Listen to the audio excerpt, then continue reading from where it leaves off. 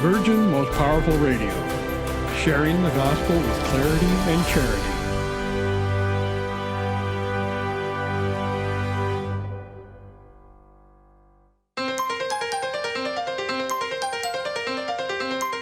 And now, Virgin Most Powerful Radio is pleased to present Hands-On Apologetics with renowned Catholic author and apologist, Gary Michuta.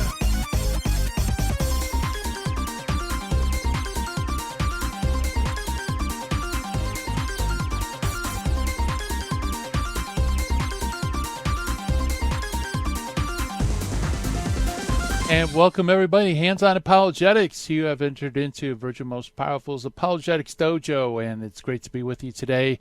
I am your host and sensei, Gary Michuta, doing this thing we call Hands-On Apologetics, where we learn how to explain, defend, and share the faith with clarity, charity, and confidence. And great to be with you today. Got a great show in store for you. Our good friend Matt Swaim is going to be coming on. Of course, Matt, you may be familiar with him on EWTN Radio with the Sunrise Morning Show. More recently, he's been working with the Coming Home Network. And Matt has an incredible database of information as far as discussing the faith with people who are on the journey towards the church. And many times, while on the journey, obstacles can pop up. Often it's doctrinal, sometimes it's practice or devotion. And today we're going to tackle a topic of Catholic practice and devotion that is sometimes kind of a stumbling stone for those who are about to enter into the church or looking into Catholicism, just because it seems so odd. But, you know, to us Catholics, it's just part of the air that we breathe. We don't even give it a second thought. So we're going to look at the devotion to the Sacred Heart of Jesus. And why do we have this special devotion to the heart of Jesus? And Matt Swaim, on the other side of the break, he's going to be coming on. He's going to discuss why this very beautiful devotion sometimes can be a pure bit odd to non-Catholics, and kind of uncover the reasons why we have this beautiful devotion. So he's going to be coming up on the other side of the break. Also, I want to mention, you know, we still have a very special event coming up on June 20th. Our good friend Steve Ray is going to be coming on the Virgin Most Powerful channel to give a virtual pilgrimage June 20th. If you want the details, check it out at our flagship website, which is virginmostpowerfulradio.org. All one word, folks. And check it out, because Steve Ray, no matter what he's talking about, is always fun to listen to. And I constantly learn new things over and over again, especially when it comes to the text of Scripture and the Holy Land.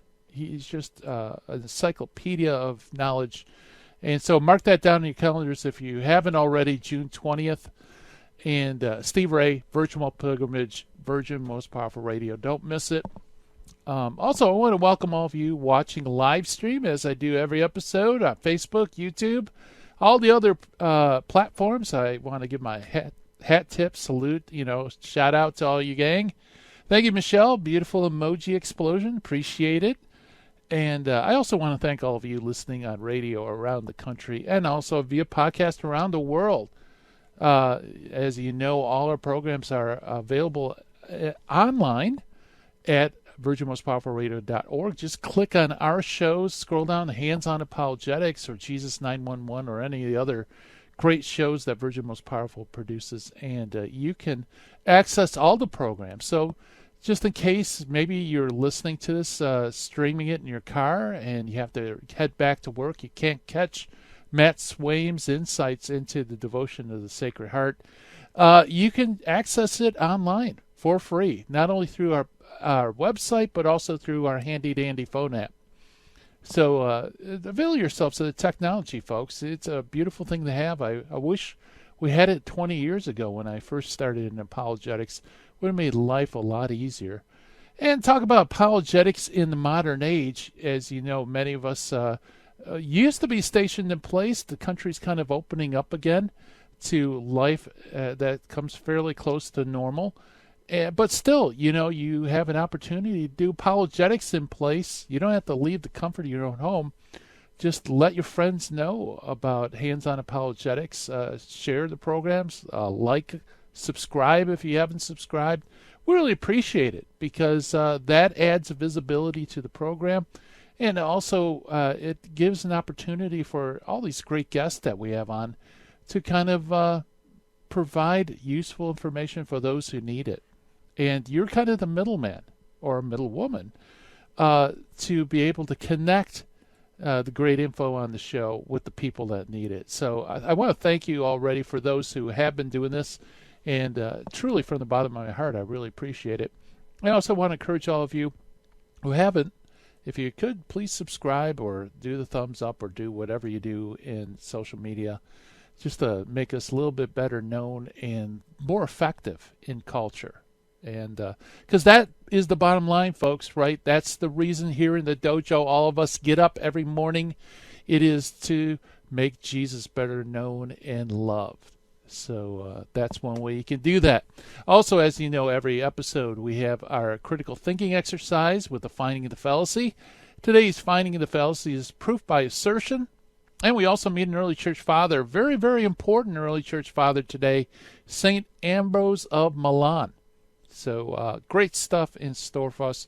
If you have a question for Matt Swaim, give us a call, 888-526-2151. That's 888-526-2151. Also, let me throw out the address for the dojo mailbox, which is questions@handsonapologetics.com. By the way, handsonapologetics.com is our flagship website for the show. And also, my other website is GaryMachuda.com, so you can check that out if you're interested in any of my books or CDs or what have you, or MP3s. Okay, well, without further ado, why don't we jump into the finding of the fallacy for today, which is the proof by assertion. Proof by assertion, sometimes informally referred to as a proof by repeated assertion. So you can kind of get an idea where this informal fallacy is coming from. The repeated assertion is informal fallacy in which a position is repeatedly restated regardless of contradiction. And we run into this all the time. It's like beating your head against the wall, where someone will just assert something is true and you'll correct them, and then they'll reassert is true. And the idea behind this fallacy is if you act like it's not refuted, then it's not refuted. And so if you just act like you're impervious to any kind of counter evidence or whatever, that somehow that proves the case. But of course, that's not the case at all. In fact, whenever you run into this fallacy of proof by repeated assertion, I think that's a good red flag that the person you're dealing with really isn't open to discussion or dialogue, and they're just there to basically get their message out and nothing more. And so, sometimes as an apologist, arguments don't always work, especially with people like that.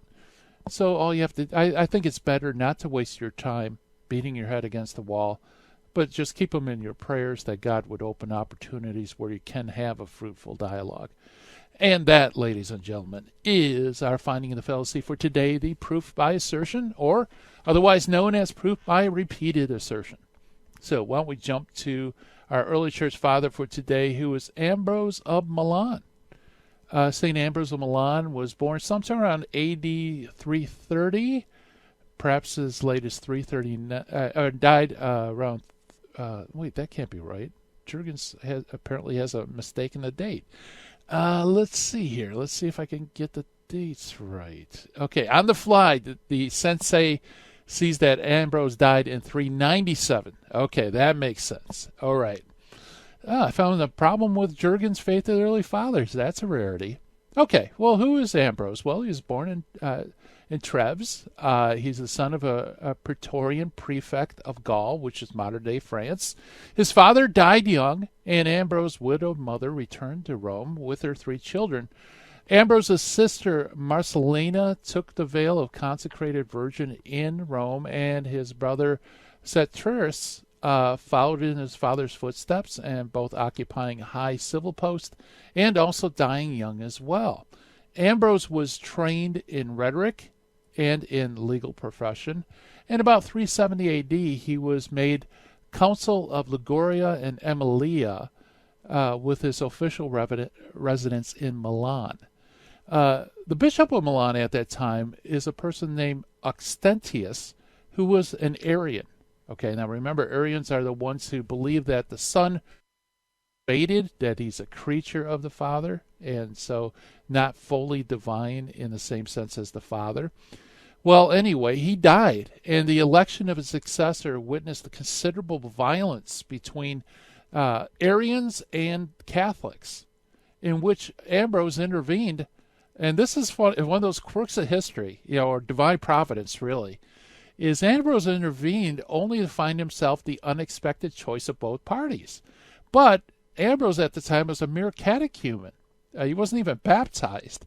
So he yielded to the pressure. He got baptized and was consecrated Bishop of Milan on December 7th, 374, just a week after his baptism.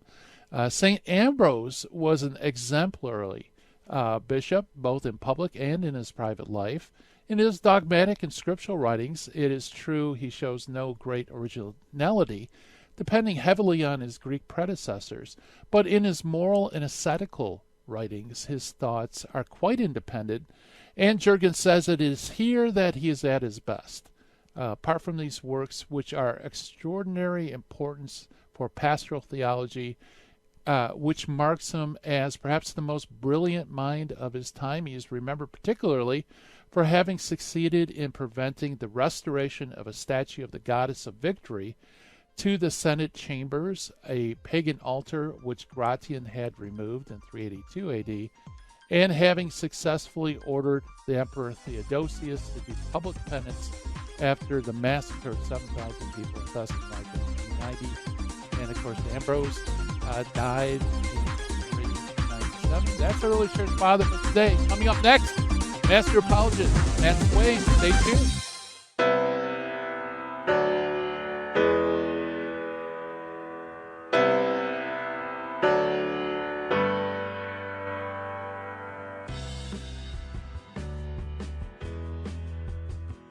This is Terry Barber. I want to thank you for supporting Virgin Most Powerful Radio. And here's an easy way to support us by going to smile.amazon.com and type in Catholic Resource Center or Virgin Most Powerful Radio. And when you log in your Amazon account and you purchase products, a portion of it will go right back in supporting Virgin Most Powerful Radio. And it doesn't cost you a dime. I want to thank you ahead of time because that supports us year-round. May God bless you and your family.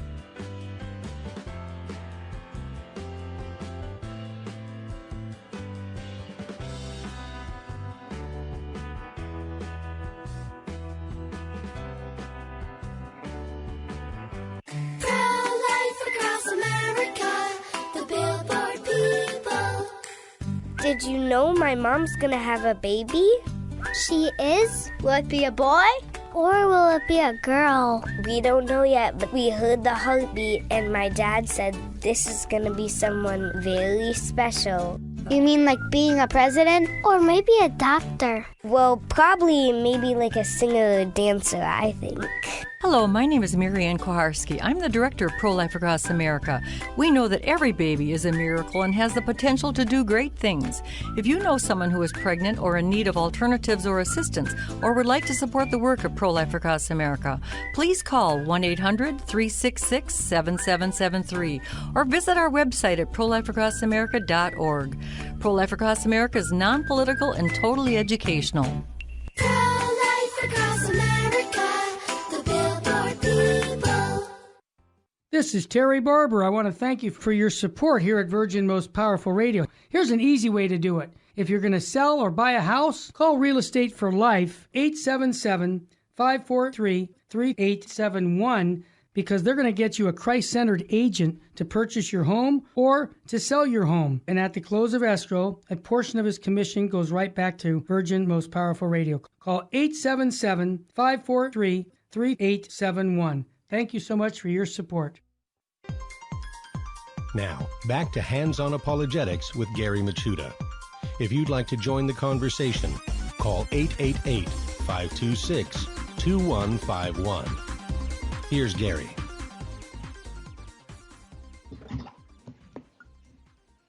Cradle Catholics. Catholic devotion and practice is just part of the air that we breathe. And many times, in an unfortunate way, we don't give much thought to exactly why we do these devotions. And because of that, we don't realize that for those who are entering into church or those outside the church, they might seem a bit peculiar. Namely, for example, devotion to Jesus' Sacred Heart.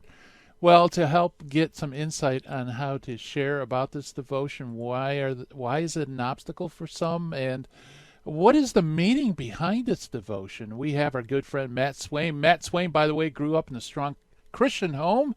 He attended United Methodist, Nazarene, and Free Methodist congregations along the way. While studying media communications at Ashbury College, he discovered G.K. Chesterton, which led him to the church. He eventually entered the church, and of course we know him through his great work on Catholic radio for nearly a decade, and also his work now for the Coming Home Network staff. He's been there since 2016, working to coordinate, promote new videos, web, and other media content, and you can check out all the great stuff the Coming Home Network does at chnetwork.org. And here he is, folks, the man, the legend, Matt Swaim. Hi, Matt. Welcome to Hands On Apologetics. Hey, thanks, Gary. I appreciate every time you come on, every time you have me on, you always introduce me so nicely. I wish my friends in person would introduce me like that when I show up at their houses. You know what? Just invite me along. I'll do it. That's true. That's a good idea. For you. That's great incentive. I will be your Ed McMahon, and I appreciate I'll rev that. up the crowd for you. Actually, when I'm a guest on your show, I'm your Ed McMahon, basically. I mean.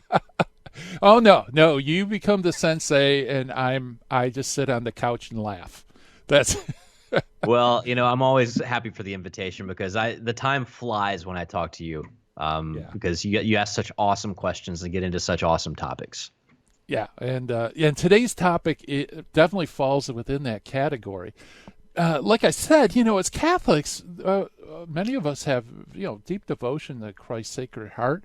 But if you think about it, just step away from the Catholicism for a second. Somebody might say, why are you worshiping a part of Jesus? Like a body part.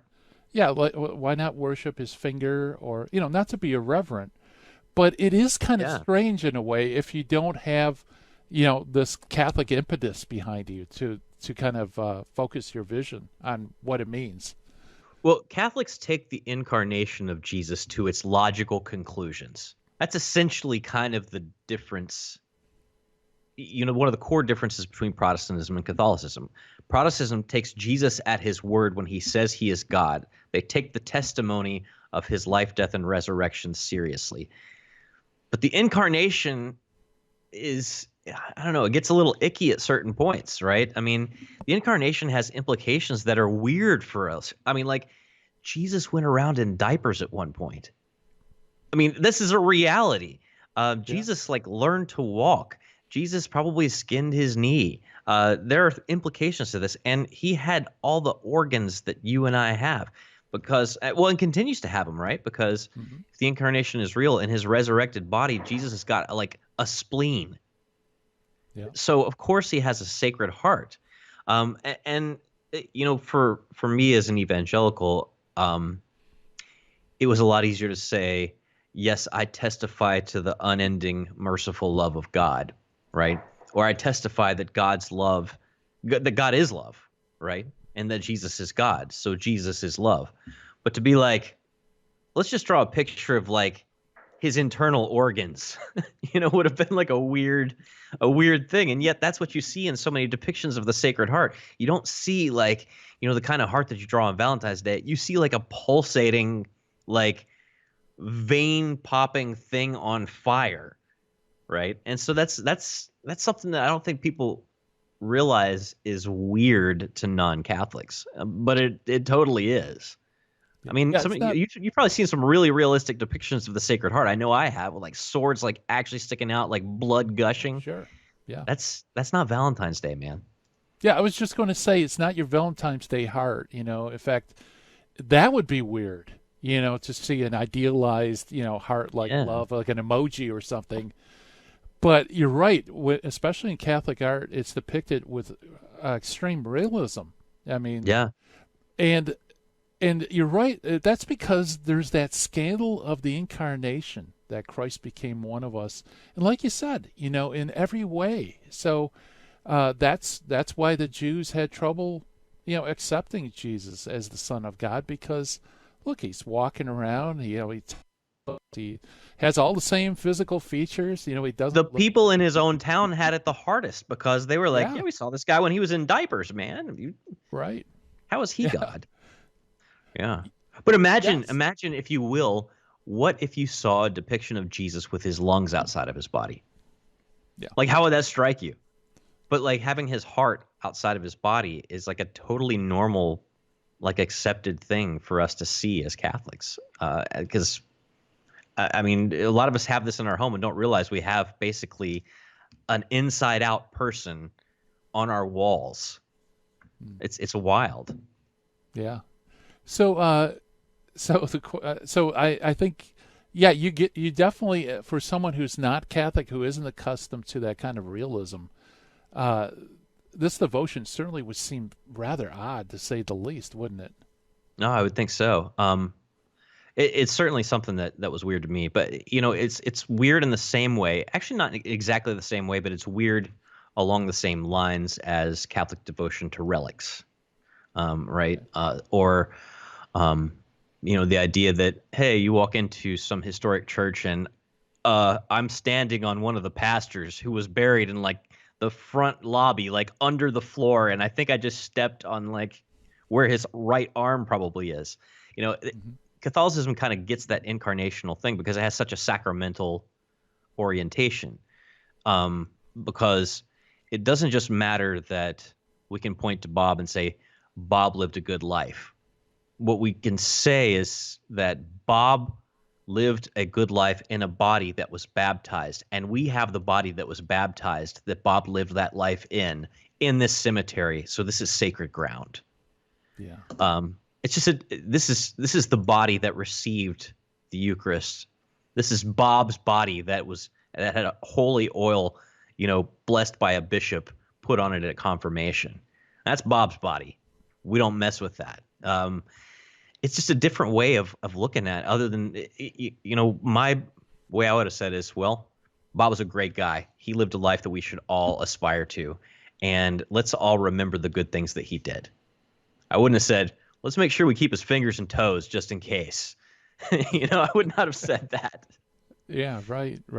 Yeah, I think there's a large segment within Protestantism which is almost like Docetistic or Gnostic, where what matters is saving knowledge and getting your soul to heaven. And of course, they don't deny the bodily resurrection. No, but of course not. It's almost like your body just kind of tags along for the ride. It's once you receive Christ's righteousness in your soul or in your heart, accept him as Jesus, personal Lord and Savior. Then it's an intellectual exercise, right? An intellectual exercise. Yeah. An act of the will. Right. And that contributes to the opposite with Catholicism, where, like you said, Bob's body, because he had a holy soul, did good works through God's grace that, were performed through his hands and his feet, and, or preached the gospel with his mouth. And therefore, these are holy as well, not just the soul. I talked to a guy who went to go view what was believed to have been the femur of St. Mary Magdalene, like the leg bone, like the same leg that ran to find the apostles. Yeah, right. Isn't that? I mean, I live in Washington, D.C., and we keep like everything that George Washington and Thomas Jefferson and John Adams touched. The idea that we'd have a leg bone that like ran to go announce the resurrection is amazing. Yeah, absolutely. So without that incarnational background, devotion to Christ's Sacred Heart certainly would seem very odd, wouldn't it?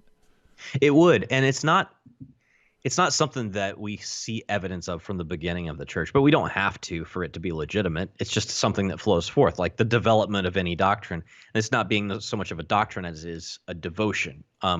a way that we express love for Christ or express love for specifically an attribute of Christ. You see it really kind of spring up through.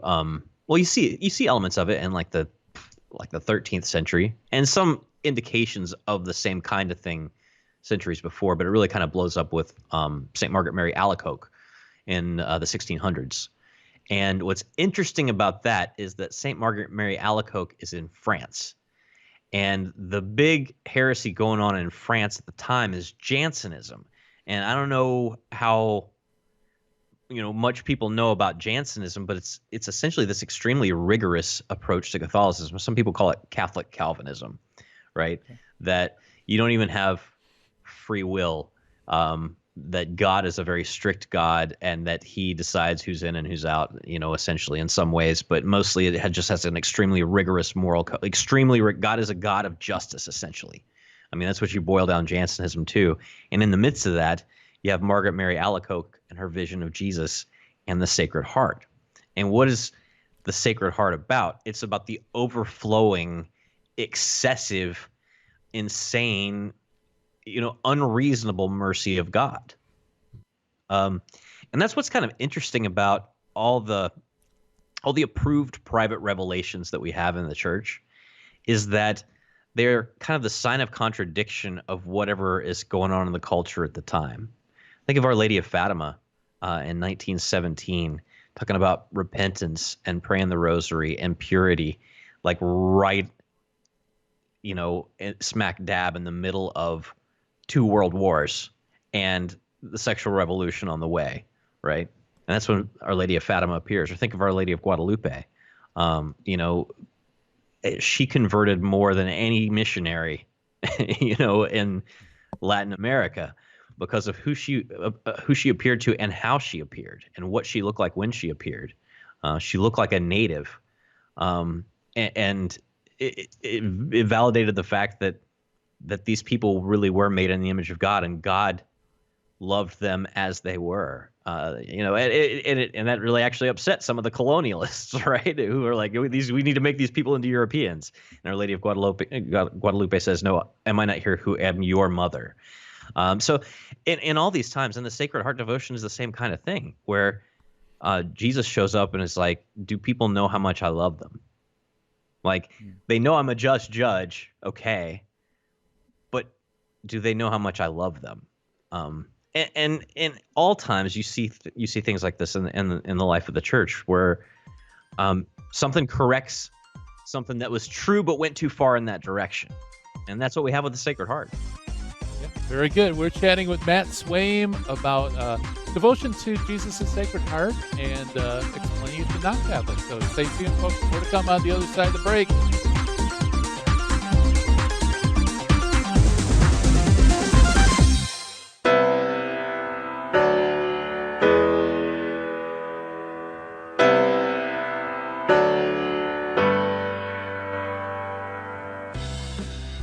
Hi, this is Jesse Romero from the Terry and Jesse Show, also from Jesus 911.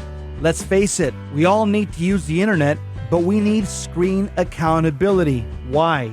Pornography is a huge problem, especially on the internet. And every time we tap into the internet, we get bombarded with images and temptations that degrade our humanity. So we need Covenant Eyes to block these pornographic sites and advertisements from infiltrating our lives. Covenant Eyes helps us take custody of our eyes and custody of our intellect. So I recommend you go to covenanteyes.com and type in the promo code VMPR to support the network. Protect yourself and your family from the imminent threats on the internet. It's www.covenanteyes.com, code VMPR. Live porn free. Thank you for listening to Virgin Most Powerful Radio. Thank you. God bless you. Keep the faith. Sirach 11:24 says, "Do not say, I am self-sufficient. What harm can come to me now?" According to St. Catherine of Siena, presumption is like vermin burrowing at the root of the tree of our soul. If we do not uproot it with great care and humility, it will eventually destroy the soul. May God keep us from all presumption of mind and heart, and realize that we depend on Him for everything.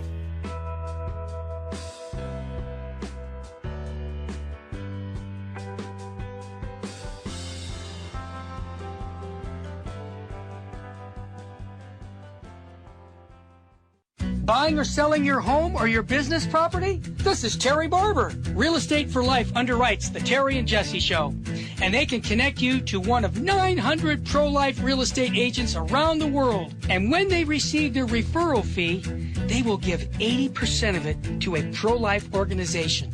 Wow, that's 80%. realestateforlife.org, 877-LIFE-US1. This is Jesse Romero. You're listening to Hands-On Apologetics with Gary Machuda on Virgin Most Powerful Radio. And welcome back, everybody. We're chatting with Matt Swaim about devotion to Jesus' Sacred Heart. And, you know, Matt, that was a really interesting line of thought that you left right before the break, because most Catholics don't realize that most of the heresies that occur in history are what we would call like conservative heresies. They're rigorous. Yeah. They're people who want to take orthodoxy to the nth degree and, forbid baptism of heretics, that confession can forgive all sins. There's only a few, like Protestantism, which is more libertine. And so, like you pointed out, with Jansenism being that kind of rigorous thing, our Lord provides miraculous means to kind of correct the church, not only the devotion to the Sacred Heart, but some other kind of odd devotional things as well, which maybe could be a topic for future conversation. I love that topic. Or that's a weird one. What's with the baby Jesus in the dress, man? Or Eucharistic miracles where the host appears to be an infant, or and as the chat room noted, also some Eucharistic miracles. The host gives the appearances of muscle tissue of the heart. Yeah, and they can take the blood type on them. Yeah, it's wild. Yeah. But it's like the corrective is kind of usually something kind of unusual. Yeah, it usually is. Well, but your point is well taken about how a lot of heretics think they're defending the faith by fixating on one piece of it and going too far. In the middle of August, we celebrate the feast of Saint Hippolytus, and Hippolytus was the first anti-pope, right? He was the first person who was like, enough of these popes, enough of Pope Callistus or whoever it was. I'm starting from scratch, holding my own election and making myself pope. The reason being that Callistus had loosened kind of restrictions on receiving communion. Callistus had said, I think it was Callistus, had said, you know what, you commit a mortal sin, you confess it, you're fine. Normally, we would wait until your deathbed before you could receive communion again, viaticum. I'm going to say just wait 1 or 2 years, and then you can receive communion again after repenting. Hippolytus was like, that guy's a liberal. I'm setting myself up as a pope. Yeah. But you mentioned Docetism just a little bit ago, right? Docetism is basically, the easy way to explain it is it's a belief that Jesus is a hologram. But it started out as like an attempt to assert without any doubt that Jesus really is God. But because of that, they denied his body. And that's what the Feast of the Sacred Heart is about. It's about a reminder that Jesus really did have a body, does have a body, and that matters. We receive that body at Mass. Right. That matters. But the Docetists thought they were being like really strong defenders of God's divinity, but they missed the other part of it, that Jesus is also fully human. Yeah, right. And especially, if Jesus didn't have a body, then how do you explain the sacrifice of the cross? How do you explain the resurrection? You don't. How do you explain how we connect to either of those, Yeah. But you think about how the denial of that, most heresies are essentially, they're not just about, someone's like, I don't believe this thing that the church teaches, so I'm going to start my own religion. They're usually centered around getting Christ wrong somehow. Either they can't figure out how to put the full humanity and the full divinity of Christ together, or they can't put together that Jesus is eternally begotten of God, the Trinity is eternally in communion with itself. They can't put all those things together, so they come up with something else. And that's how it works. But when we see the heart of Jesus, like a human heart, not like a Valentine's Day heart, and we call it his sacred heart, his holy heart. I don't know if you've prayed the litany of the Sacred Heart very much, but it definitely alludes to the divinity of Jesus. But it's also a human heart.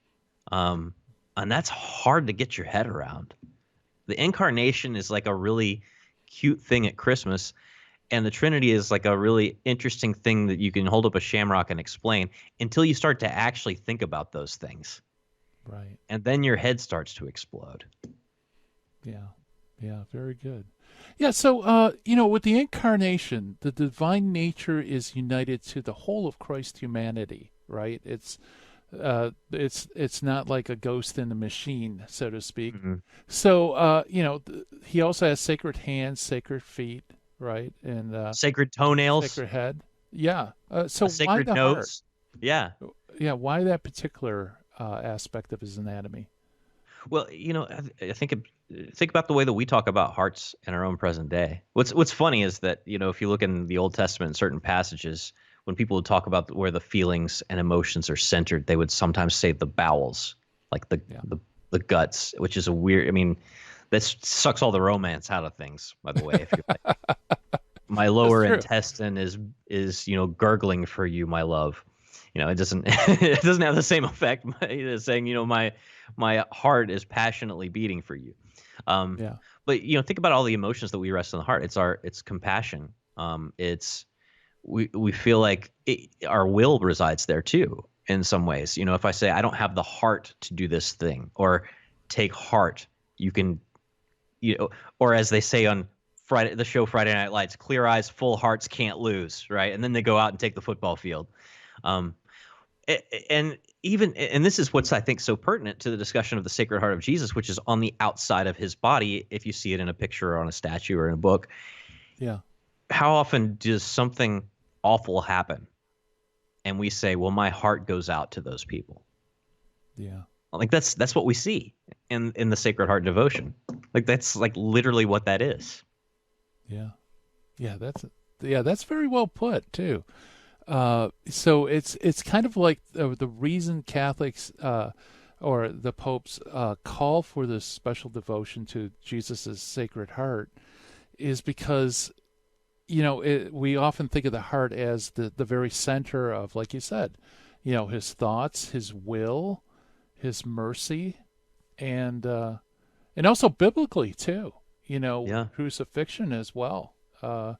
His heart is pierced on the cross. And I've got that pulled up, by the way, because this is so cool. Of all the details of the crucifixion, that's the one that has like an extra kind of explanation and testimony to it. And it only really shows up in John's gospel this way, which means that this is probably John talking about himself. In John 19, verse 34, it says, "But one soldier thrust his lance into his side, and immediately blood and water flowed out." But then verse 35 says, "An eyewitness has testified, and his testimony is true. He knows that he is speaking the truth, that you may also come to believe." It's the one kind of moment in the crucifixion where John says, "Listen, this really happened. I was there," and wanted to kind of drive home. And there's so much that's in that too about blood and water pouring out and the whole sacramental image that is. I think it's Brant Petrie who points out that John sets his gospel, the crucifixion, at a different kind of time than the synoptic gospels do. He sets it at a time when the sheep are being slaughtered in the temple for Passover. So without getting into too much like really boring temple architectural history, they're taking up like one sheep after the other, slitting its throat, sacrificing it. It's bleeding everywhere. They take a big bucket of water, wash it off the altar, bring up the next sheep, and then everybody, goes through the line and does. It's going to be like a bloody, sticky, wet mess. So there's a channel that they cut essentially like a gutter to run all that blood and all that water out the side of the temple. So as Jesus has blood and water flowing out of his side, blood and water is literally flowing out of the side of the temple. I mean, it's a powerful image. And actually, you even see in the Litany of the Sacred Heart, one of the lines is, "Heart of Jesus, sacred temple of God, have mercy on us. Heart of Jesus, tabernacle of the Most High, have mercy on us." I mean, it really kind of shows Jesus as the new temple. And that heart is the kind of the vehicle that shows us that image. Yeah, that's beautiful. Yeah, because he said, destroy this temple 3 days, I will raise it up, and John and it happened. The temple of his body. Yeah, it happened. Yeah. True story. Absolutely. Which is essentially, it happened. True story is I think the Message translation of John 19:35. True story. I was there. Yeah, and the other thing too, and I've maybe it's Fulton Sheen or I know I've heard sermons on it, is the piercing of the heart with the lance is the one wound of Christ that he suffered after he died. He didn't suffer it. Yeah, it was post-mortem. That it literally some describe his death as, of course, it's asphyxiation, but really it's a broken heart because the heart fills up with liquid, during crucifixion. It's also the wound that Thomas wanted to see. Yeah. Yeah. It's one of the wounds that Thomas wanted to see. And it's also, it's also, and John makes a point of this later in the chapter. It's not something that was done to the other crucifixion victims. Normally they were just like, well, this guy's still breathing. Let's break his legs so that he can't pull himself up and breathe anymore. But Jesus was dead. And so they pierced his side, pierced his heart. And as you were saying, the other thing about this is that, clinically speaking, your blood basically kind of like particulates, as you're going through that form of death. It separates like, a salad dressing might separate and you have to like shake it before you use it. And so the blood and the water would have been kind of coming out together, because that's a weird thing to see, right? You would think it'd just be blood coming out of the side, but it's blood and water. Again, a powerful image. Yeah, absolutely. And, and talk about a sign of Christ's love for us, that he would be like the temple, pouring out blood and water, which of course, for those who are into sacramental symbolism, there's plenty there, man. There's plenty. Yeah, absolutely. Well, we're chatting with Matt Swaim, talking about the devotion to Christ's Sacred Heart. More to come on the other side of the break, folks. You're listening to Hands On Apologetics. We will be right back.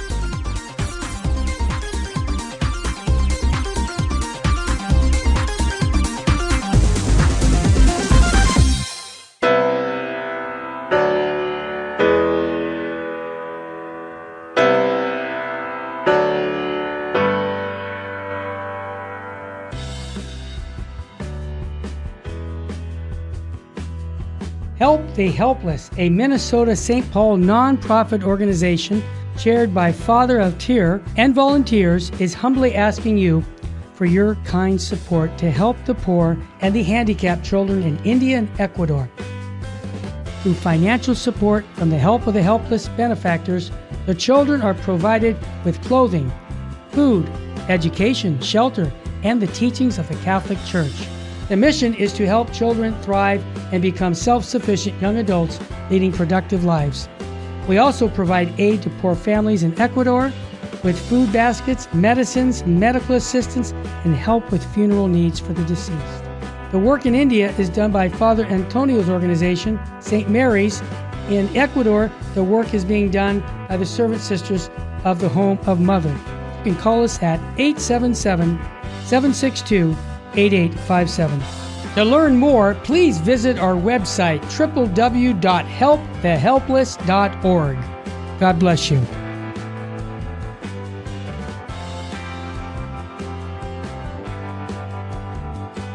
Jesus said in Luke 17, "When you have done all that you were..." Healthcare news today seems to be coming from everywhere and everyone. It's confusing at least and untrustworthy at the worst. Dr. Aceta is a faithful Catholic in the Kern County community. He is trustworthy, well-researched, and will only give expert opinion on matters in his own specialty. Catholic teaching at its entirety is of utmost importance to Dr. Aceta. Give Dr. Aceta a call for your obstetrics and gynecological needs at 661-695-6617. Buying or selling your home or your business property? This is Terry Barber. Real Estate for Life underwrites the Terry and Jesse Show, and they can connect you to one of 900 pro-life real estate agents around the world. And when they receive their referral fee, they will give 80% of it to a pro-life organization. Wow, that's 80%. realestateforlife.org, 877-LIFE-US1. Now, back to Hands-On Apologetics with Gary Machuda. If you'd like to join the conversation, call 888-526-2151. Here's Gary. And welcome back, everybody. Hands-On Apologetics, and we are chatting with Master Apologist Matt Swaim about devotion to the Sacred Heart. And actually, before we begin, Matt, I got to remind everybody, if you haven't marked your calendars, please do so, because June 20th, Steve Ray is going to be coming on the Virgin Most Powerful Radio channel. He's going to give a virtual pilgrimage, so you want to check it out. Just go to virginmostpowerfulradio.org. You can get all the details and lots of great stuff from Steve. And as always, lots of great stuff from Matt as well. For a devotion, it really is packed with an awful lot of meaning, isn't it? Oh, it really is. As I was there's so many reasons that the Sacred Heart has kind of come to my attention. Partly because the radio show that I do is produced by Sacred Heart Radio in Cincinnati, which, there's Sacred Hearts all over that place. But That's true. I've been there. Yeah, you've been in the building. It's like a Sacred Heart Fest. But it's interesting to, some of the stuff kind of freaked me out, and some of the stuff I've not been very good at. I'm not going to say that I'm like this amazing apostle of the Sacred Heart. I've never finished the full 9 in a row First Fridays that are part of the promises made to St. Margaret Mary Alacoque. But some of the images that come out of devotion to Christ under this title, there's one that I discovered, St. Claude de la Colombière, and I don't know how much you know about him. He's not one of the world's most famous saints, but he was a contemporary of St. Margaret Mary, and he was only canonized maybe in the 90s, the 1990s. But helped spread this devotion.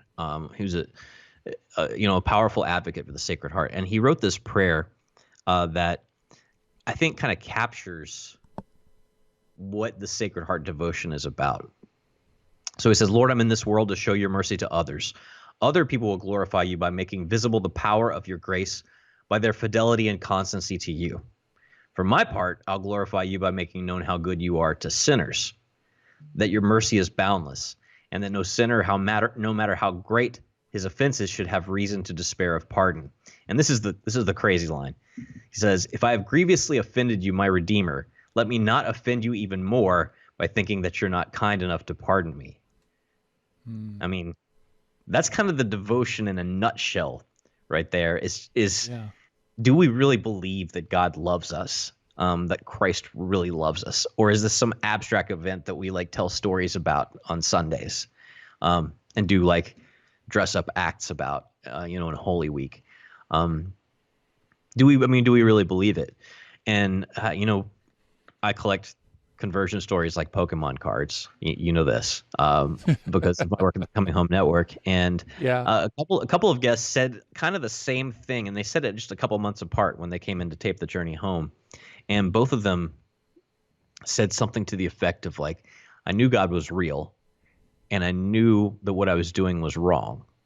I didn't have to have people tell me that God was real.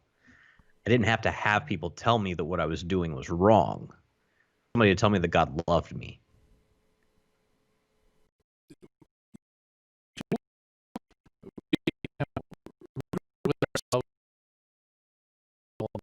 sure that we accuse ourselves while we're in there, right?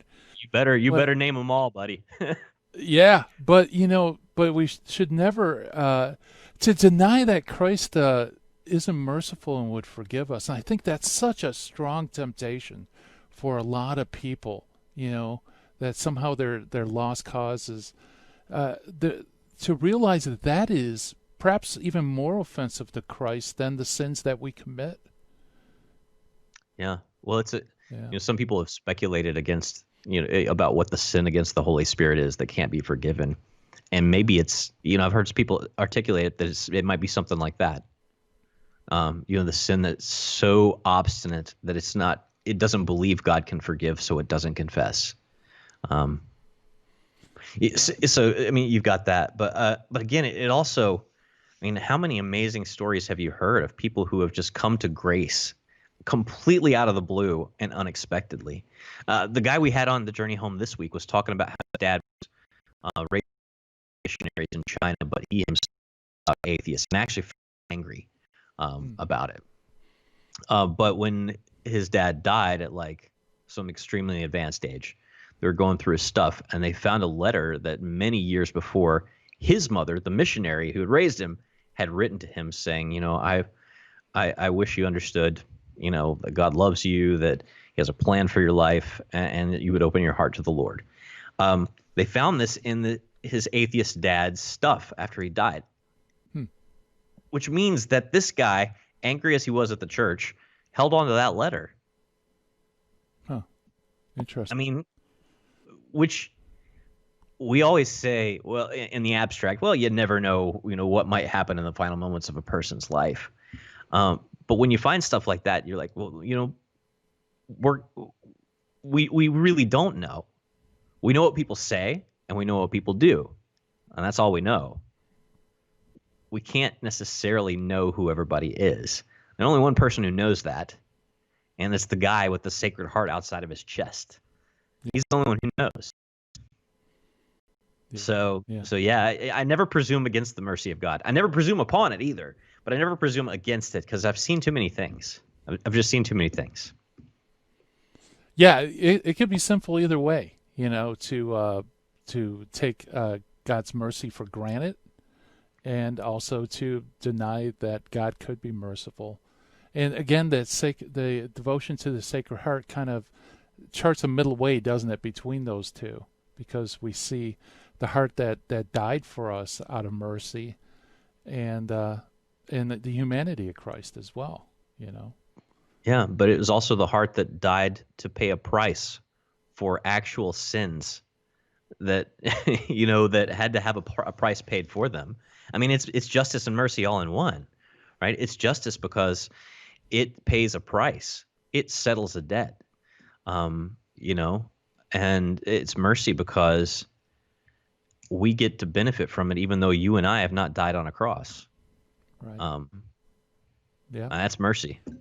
Yeah, thinking about it, the image of divine mercy was Saint Faustina. Yeah, she was later. Yeah, but it's interesting that in that vision, Christ is pointing to his heart, which is revealed with these rays, red and white rays as well.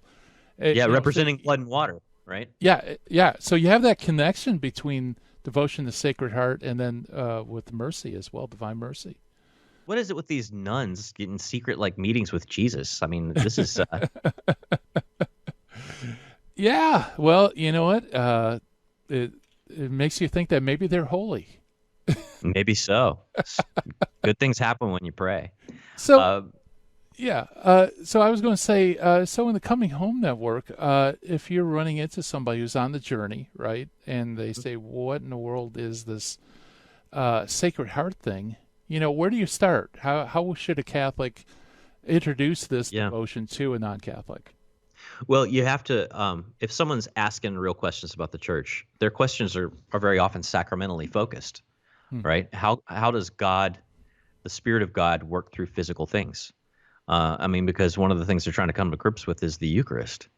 And, that's kind of where you got to take it back. The incarnation has implications. I'll say it till I'm blue in the face, right? The incarnation has implications. If Jesus is truly God and truly man, then he has a heart. And by honoring his heart, we're doing what we would do to our spouses, right? We honor their hearts in a way, right? It may maybe just poetically, but it symbolizes so very much, and it's real. Jesus has a real human heart, but he also has a real divine heart. And again, it's all about just recognizing that the incarnation has implications. And out of all the wounds of Christ, it's not the most bizarre to a Protestant, the Sacred Heart one. That would probably be the shoulder wound of Christ that St. Bernard of Clairvaux had the devotion to, right? But even that, makes sense if you understand something like the Sacred Heart. You understand, well, that's a heart that actually bled real blood. So that when Bernard's, vision of Christ saying, the wound on my shoulder caused me great pain, you can say, well, that's actually a sacred shoulder that carried that cross. And it drives home everything about the crucifixion even more. Here's the thing. I know Mel Gibson is, not Saint Mel at this point. He's not. I don't think his cause is under investigation. He's still alive. We're still waiting on information. Yes. But I can tell you, a Baptist could not have made the Passion of the Christ. Just because there's an abstraction of the cross that is just kind of a tendency. It's an unidentified, unrecognized tendency. If you don't have that sacramental worldview, you abstract the sufferings of Christ without realizing it. And I don't mean to make a blanket statement that says that everybody does that. I'm just saying that that's the way it comes across. That's the way you talk about it. You may believe exactly what we believe about, Holy Thursday and Good Friday and all of it, but the way you talk about it is going to be different if you don't have that sacramental sort of language to talk about the Passion. Yeah, excellent point. Well, time has flown as always, Matt. As always, before we man. go, I want to talk a little bit about what you've been up to at the Coming Home Network. Yeah, so please come see us at chnetwork.org. Over 1,000 conversion stories from people from every background you can possibly imagine, including Catholics who came back to faith. Got an online community there that you can plug into. Ken Hensley, who I know you have on the show all the time, he and I have been doing a series of videos called On the Journey that you can see there as well. Again, and it's all free. It's all free. So chnetwork.org. Yeah. Now the show with Ken, is that kind of like a weekly thing where it's updated? Yeah, we've been doing it weekly. It's just on YouTube and iTunes, and it gets real nerdy on there, man. I mean, nerdier than it even gets here. If you can believe that. I was going to say that there's something nerdier than Gary Machuda out there. Where is this? No. But. Yeah. Well, anyway, I think you two make a great team, and thank you so much for coming on the show. We're gonna have to just do a whole episode about our experiences with you. There we go. There, it's one of those beyond belief episodes. So anyway, thanks, Matt. Coming up next, High Impact Catholic Talk with the Terry and Jesse Show. Well, it's time for me to shut down the Midwest Command Center, turn off the JoJo lights. Thank you, everybody, for coming in and listening to the program. And God willing, we'll be back tomorrow with Michael Lofton doing this thing we call Hands-On Apologetics. Bye-bye, everybody. Have a great day.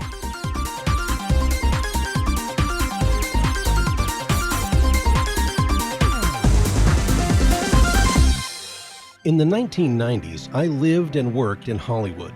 But when my wife Betty's mom took ill, we relocated to Orange County. And it was during this time in our lives that I converted to Catholicism. Once my eyes were opened to the truth, I couldn't learn enough about the faith.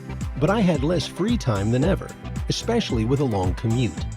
That's when I discovered the real value of Catholic audio. Listening to cassette tapes transformed my daily commute into a miniature retreat. And that's the beauty of Virgin Most Powerful Radio today. Since the podcasts are archived, you can listen anytime on our smartphone app. I know how listening to Catholic audio can bring you closer to Christ and His Church. So I encourage you to visit the App Store or go to vmpr.org and download the app today.